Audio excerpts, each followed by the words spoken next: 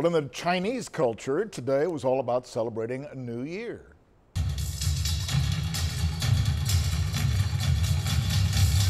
Yeah, this was the traditional lion dance being performed in front of the new Dao restaurant on Airline and Holly as part of the celebration. This was arranged by the Museum of Asian Cultures.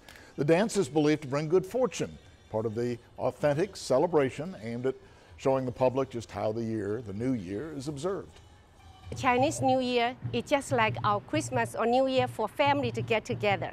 What I like to do is introduce the Chinese New Year, how it's celebrated in China.